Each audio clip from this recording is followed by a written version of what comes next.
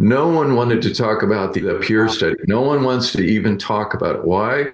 You're going to lose your License, yeah. you're going to lose your tenure. You're going to lose your research. You're going to Yeah, lose, everything. Okay. No one's going to talk about it. Isn't that a shame? yeah, that's Okay. And then you look at the people trying to poke holes in it, and they couldn't. no, there's no way around it. Yeah. Yeah. So anyway, I'm saying the American Heart Association. Well, who is paying them? Right, right. And you look at their funding. You look at their funding, and of course, I don't know why they want to come out and say, well, the intermittent fasting is bad and it's going to kill you and give heart disease. Well, you already know by reading, what I've written, Yeah. that it's tremendously beneficial to your heart. And just so people know, you made a good point. The longer now, there's a period there where if you go too long, of course, but the longer you go, there's your insulin is less, your spike in blood sugar levels, the heart is more relaxed, there's less toxins in the body. You said the mitochondria, which is in the cell, is being cleansed. Autophagy with the self-consuming, that's what the word means. It means it's going through and Right. it's consuming. So if you're eating, actually, you can't have both. Maybe a slight degree, but you can't have both autophagy and cleaning going on if you're constantly eating. I mean, it's just Right. one or the other. So I mean, it just and even Well, biblically speaking, I mean, yeah. you don't have to eat every. I don't think they had an AM/PM on every corner. No, no. I tell my patients, look, this is the default state of man. And they're going, what? Okay, look, 8 billion people on the planet, most of them live this way. What? Well, not intentionally, not knowingly. Right. They just don't have a fridge, a pantry, a quick trip, fast food, Right. grocery stores full of processed food. No, they don't have that. And so eat they could eat 3 meals a day, but they could eat 2 meals or 1 meal, and that's the way mankind has always lived. Right. Right. We here in this country, we're the oddballs. Yeah, we are. We've gone to the extreme. But to go back to the note, about all these things that happen and these benefits, when you do fast, it has an effect.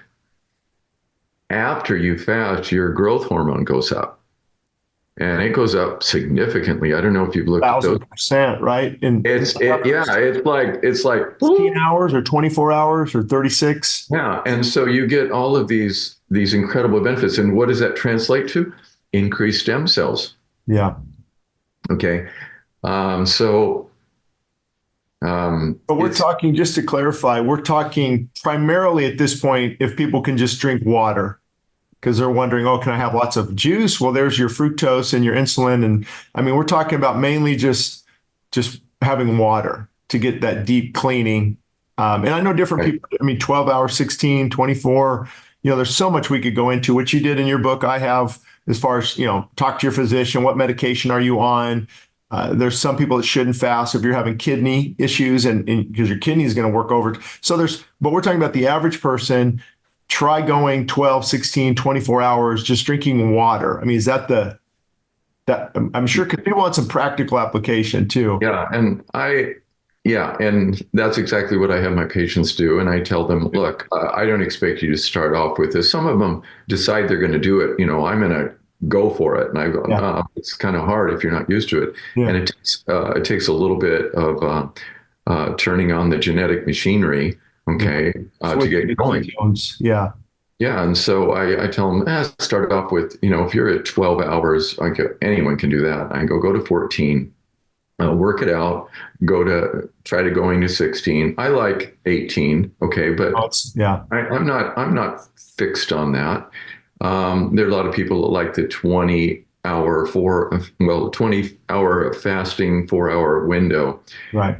And that's fine too. I don't have a problem with that as long as they're getting all the nutrients they need. In that And 4 hour period. Yeah. that's kind of the key, though. I mean, fasting. Well, we're talking a short intermittent fast there, but making sure they're getting nutrient-dense foods and adequate protein. And I know we'll talk about that after. But also, what about extended fasting? Yeah. So that's what I was going to say was the the 3 to 4 day, and I have people do that. But even the most staunch people that they could never go past 12 hours, they're shaky and sweaty and headachy. And okay, they come back to me and they say, "You won't believe what happened." And I go, "Hmm." And they tell me that, "Oh, yeah, I went 24 hours. I finally made it there. And then I went to 36. And then I went, and then they come back and they say, hey, my wife and I, we just finished a 4 day fast." And I go, "What?" And, "Well, you told us about it." And I go, "Well, yeah, I didn't expect you to do it though." Yeah, yeah, yeah. And, I mentioned, in the book about autoimmune disease, Yeah. and this one couple that I just mentioned, he had rheumatoid arthritis, and he says, "This is crazy." So after months, he says, Gone. "My injections, these big expensive drugs that he was having to pay for, the time interval, because he was going injection to injection and having pain halfway through the middle of it." Mhm. And he says, "Now I can go to the point where I'm not having any pain, and I don't know that I need the injection." Well, his blood markers were fine. Um, it was remarkable. So he says, "Wow, so if I just periodically do this, it seems like I can downregulate it." But it's it's a very complex thing when you're dealing with the immune system. Because But isn't autoimmune, isn't that the number one prescription? What we have take the most prescription for is right now is autoimmune disease.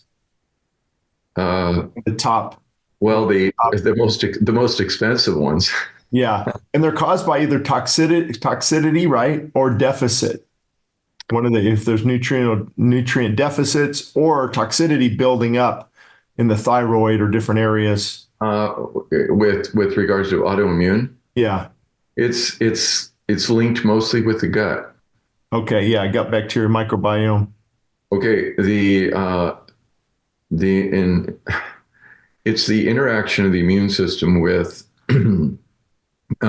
within excuse me, the gut wall, and it's rather complex, but it has to do with the microbiome and the wrong bacteria proliferating, intestinal ability, inflammation of the gut lining, and proteins leaking across, or partially digested proteins leaking across, interacting with the immune cells, and you end up having this thing. So this thing start with your immune system attacking yourself. There's so many other factors. Okay. It's Yeah. it's it's mind blowing. But Bottom line. with the intermittent fasting though, or fasting, or the autophagy, what it does is when you go into fasting, it causes your oh my gosh, it causes your monocytes to go down. It causes your mTOR, which you're familiar. Your mTOR. mTOR is downregulated. It activates AMPK. So you're going to go more towards M2 macrophages, which are those are your healthy macrophages, as to the M1, and M1 is just the opposite. So when your mTOR goes up, your M1 goes up, and you don't want the M1; it's inflammatory. But the fasting triggers downregulation of your T17 cells with autoimmune disease. And Okay. T17, you've heard of those. Yeah. Yeah. Yeah.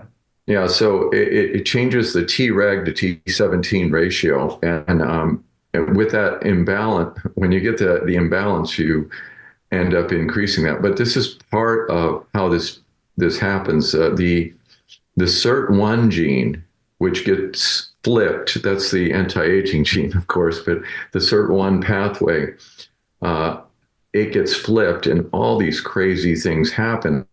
So you get hypoxia inducible factor alpha, 1 alpha, something like that. That causes a downregulation of your T17s. Okay, those are the ones that are driving this autoimmune. So immediately this patient is going, "Wow, what happened?" I've had that happen with, I've treated many patients, but if I can get them into this I'll put them on a 7 to 10 day water fast. And people say, well, that's crazy. I mean, just the idea of going, but you've done this. And once you go past about 2 days, your ketones are high enough and it shuts off, your appetite's gone. Yeah. Your energy is still there. Your mind is very clear. And people will think, oh my gosh, I'm going to lose all my muscle. Well, you don't lose it that quick. How much You do really you don't. lose? I've been meaning to ask you that. What would you say in a 1 week fast? I mean, because there's your body goes into muscle sparing mode because of our creator. He Right. our muscle spare. But however, I think in that process, isn't there a little bit of gluconeogenesis where your muscle is broken down? But You, did they ever know? Because I've seen other like Buchenheimer in Germany has 250 calories of juice. They say there's hardly any muscle broken down. no, there's very little initially, and then you start breaking it down the longer you go into it. But Okay. if you're doing a 7 day, you're really not. That's really not a long, Yeah. super long fast. True. Um, but I mean, I know you've done longer fast, and uh, I mean, How how it. What was that? how would you encourage someone to just, would you say begin weaning off of coffee and sugar and processed food so it's a little more pleasant? Because Yeah, well, that's why people don't fast. I mean, hunger is one thing, but yeah, to me, hunger's nothing compared to the withdrawal symptoms right. of, you know, Right. So I tell them, look, this is all overwhelming. Okay. When you get this information, it's like drinking from a fire hydrant. Oh my gosh, I can't do all this. No, it's really simple. It's not rocket science. yeah. It's just basic principles. And I tell them, I don't teach diets. I teach lifestyle principles. Mhm. And diets all work. They all fail, but this will work for you. I want you to take one step at a time. Mhm. And I'll take them off. Okay, something simple. Oh my gosh, sodas. People drink sodas. Okay, or they're drinking a lot of fruit juice. Mhm. Well, it's natural. And I thought, well, I mean, is it natural to like eat 6 or 8 oranges at one time? No. I go, have an orange, Yeah. and I tell them, look, just make a few little steps, and if you can do that, small, sure, steady steps lead to success. Okay, that's what I want you to do. And I just keep them on a short lead, and I bring them back, and you know, the shortest or the longest would be 4 weeks. I bring them back at 4 weeks at least. Mhm. But if I need to, even shorter. But I'll just say, this is what you do next. This is what you do next. But I try to extend their little fasting window farther and farther along. And of course, that is, you're hitting the SIRT1 gene, which is turning on insulin sensitivity. It's your fat burning is also being optimized. It's like going to the gym. You go once a month, you're not going to see anything. If you go 2 or 3 times a week, you're going to start seeing changes right away. So I tell them, this is what you're doing. You're training your body, and it will adjust. And that's why. For instance, people doing the keto diet, they start and they get the keto flu. What is the keto flu? Your body Okay. adapting. Yeah. Yeah, your body's adapting. Headaches, sweats, nausea. Oh, I feel awful. I've got the keto flu. Well, that's just turning on the machinery. Now, you can do it slowly. You don't have to go into it um, um, full force, but it usually disappears after about 5 days. Yeah. And we'll tell people that, but um, it's pretty amazing what people can do. I mean, be it reversing diabetes or reversing hypertension, or if they're doing it for weight loss, or I'm doing it for autoimmune disease, or I'm doing it for, my gosh, I'm even doing it with my cancer patients, Yeah. which is crazy. But uh, example with some guy that came in with a big guy from Barbados, and he had hypertension, he was obese, and he had diabetes uncontrolled on medication. So I just kind of gave him these principles, and I didn't see him again for 5 months. Wow. And he comes back in, and and I check his A1C, and I go, it's the same as mine. Okay. And he Wow. says, I stopped my medication. I stopped my diabetes medication. Well, before, I think C was 7.6, Right. and now he's, below 5.7. I think he was 5.5, and he's on nothing. Okay. And he says, oh, I stopped my blood pressure medicine. Okay. His blood pressure is 110 over 70. Is he still, Now, lose some weight?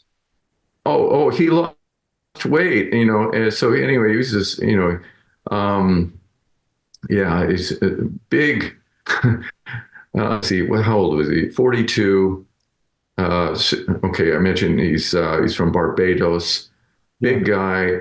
Yeah, 6'2". He went from obese down to overweight all the way to, I said, you're borderline overweight, but I don't think you're borderline overweight. I think you 5 have months. muscle mass in 5 months. Yeah. What Yeah. And he, did you did you minimize? Because in your book you mentioned something that might work for a lot of people, that 600 calorie diet. yeah, It's just enough to where you're not, the fasting horrors are kept at bay. Uh, right. but it's just enough to get through life. And I'm wondering, is there amount of calories that do retain muscle? Like at 800 calories, you're still retaining muscle as long as your Uh, protein intake is high. yeah. So I told you before about some of those patients I was putting on a protein sparing modified fast. Yeah. And I was giving men, the minimal amount for men was like 70 grams, and women 55. Okay. That's not a lot, but it was enough to spare protein. In fact, measuring their muscle mass as we were going on, through the course, because sometimes I would have people on this for over a year. Whoa. Okay, before I would realimentate them, start eating regular food again. Was it low calorie the whole time, or you'd increase? Yeah, very, very low calorie. The men, it was around 600 to 650, something like that.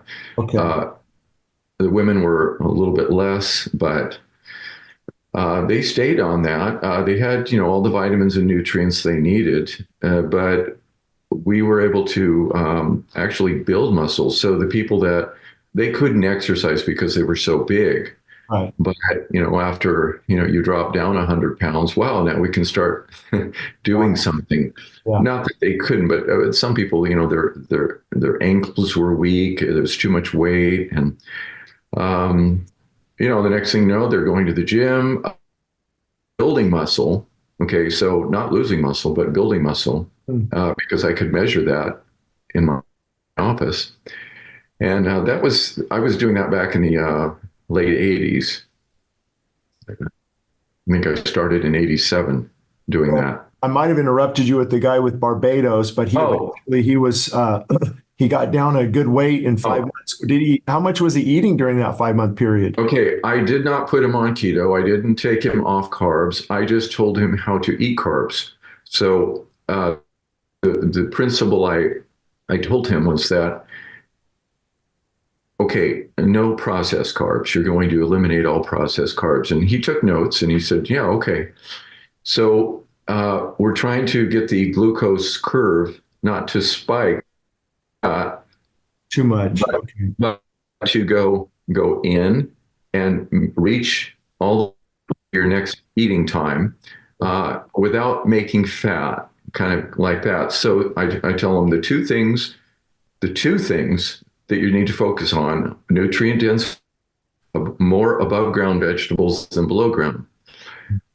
The above ground vegetables have lots of fiber, and the fiber is going to slow down your glucose absorption. Right. Wow, it's all engineered. And the fiber is going to feed your microbiome, which is going to work in your favor for this whole weight loss thing. And to your point about juice, eating 6 oranges, eating an orange with the juice, the pectin, I don't know if there's pectin there, but the fiber, the content, all of that slows down the rate, Right, the orange juice, because that's how God created us to right. really. Yeah.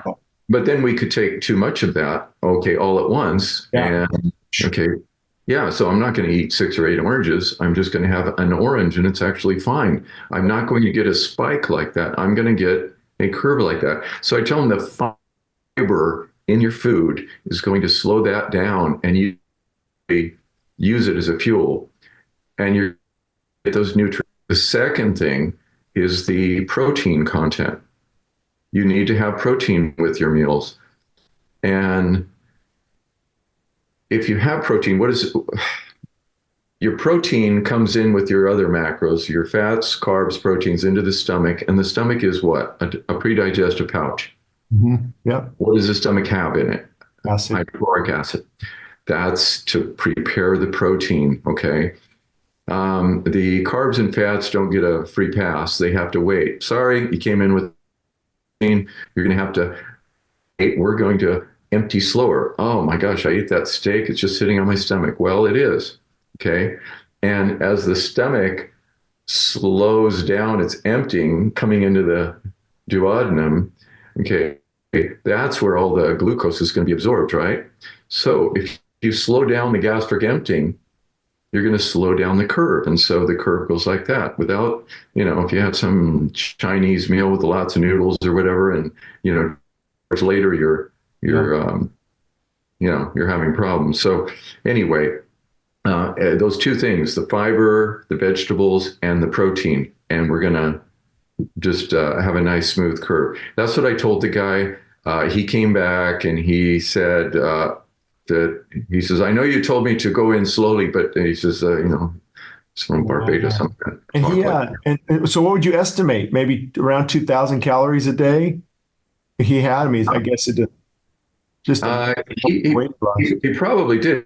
He says, yeah, he was a good sized guy, 6'2", and he had probably about that amount. I went over his diet and it was really healthy. Yeah, he would lose.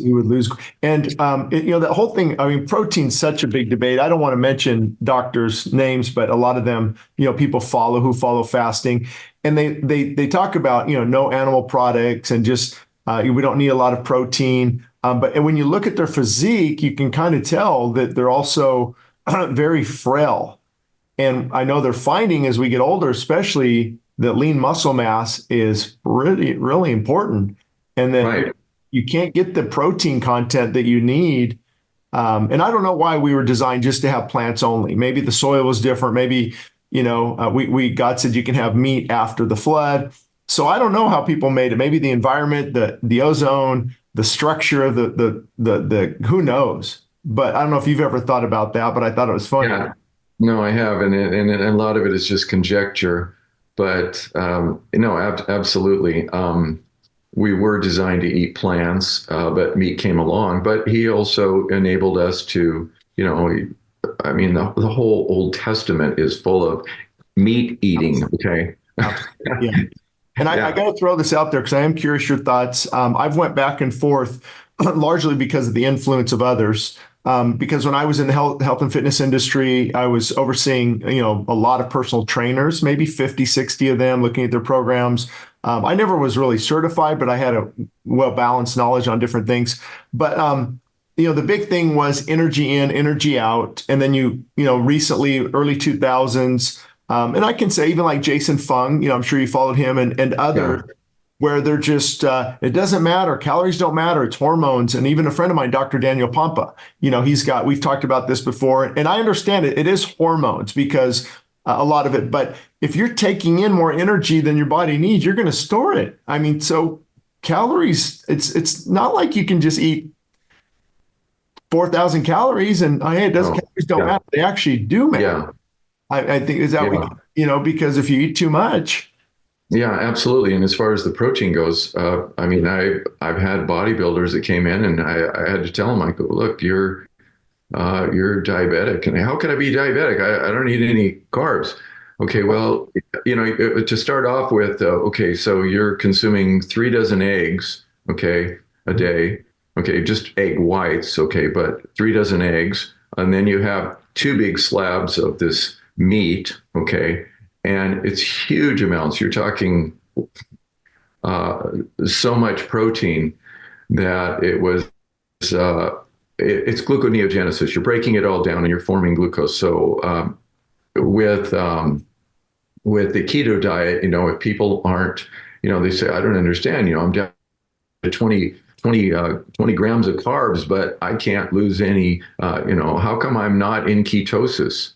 Well, they're either not taking in enough fat or they're taking in too much protein, because the protein is going to be converted into gluconeogenesis.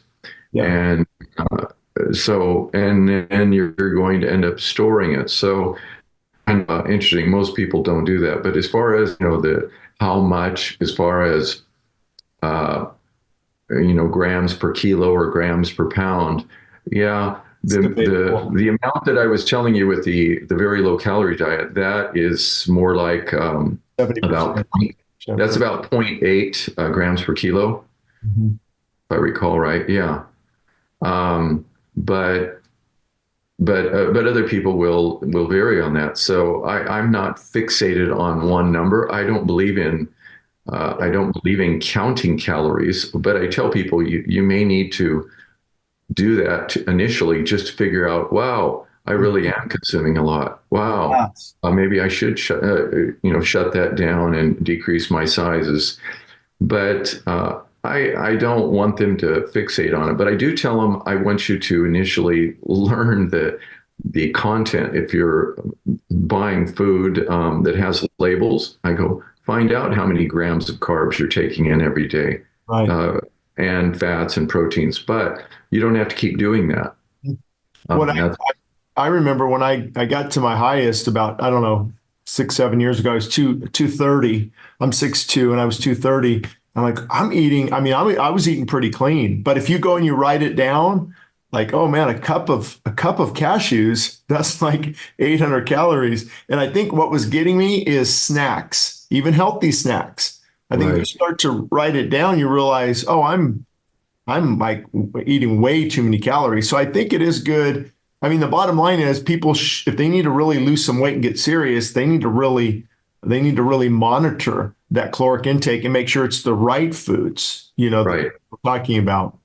Right. And so I do have patients, after, when I first meet them and I go over this, I said, you're going to keep a diary until I see you again. And you're going to tell me how much you eat, what time you eat. Let's see, what you eat, how much you eat, what time you eat, what time you go to bed, what time you wake up. And that kind of gives me a little something to go with.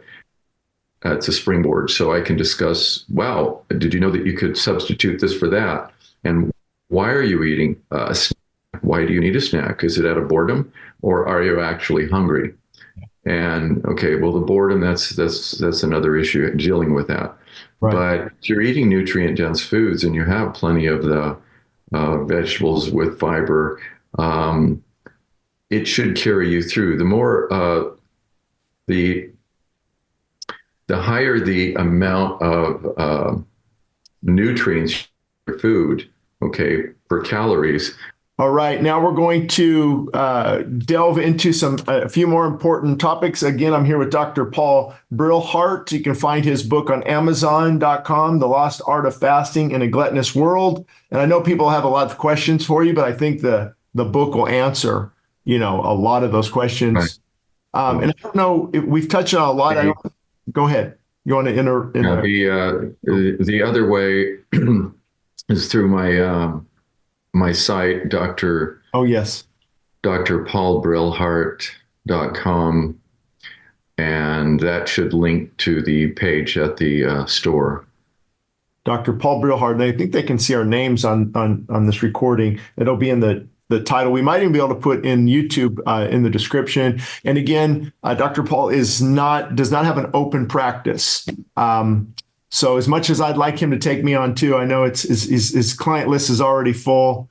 But so much information if you go back and you listen to what we've been talking about. And I don't know if you had any additional thoughts, kind of on your mind when we went through, we talked about what diet is best, obviously getting clean, whole foods, clean meat, clean dairy. I mean, it's kind of hard, but even raw dairy to me is ideal because the pasteurization process kills a lot of enzymes and a lot of important nutrients, but I don't know if that's practical for anybody. Maybe on that note, what would you say?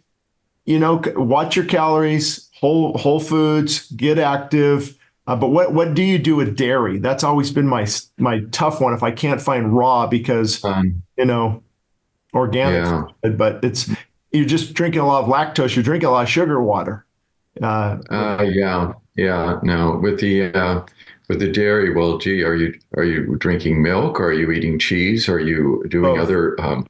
yogurt or kefir?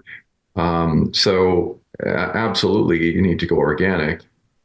That's an absolute. As far as going raw, yeah, that's not practical for most people. Yeah, I wish it was. I don't have a farm. Yeah, and then you get into problems with the authorities. I mean, They do. they'll try to shut a lot of those operations down. But yeah, that's another topic in and of itself. But I try to I tell people everything in moderation because there are people that will say absolutely no dairy, no dairy. Yeah. And it works good. It works good for some people, do what Yeah, works best for you.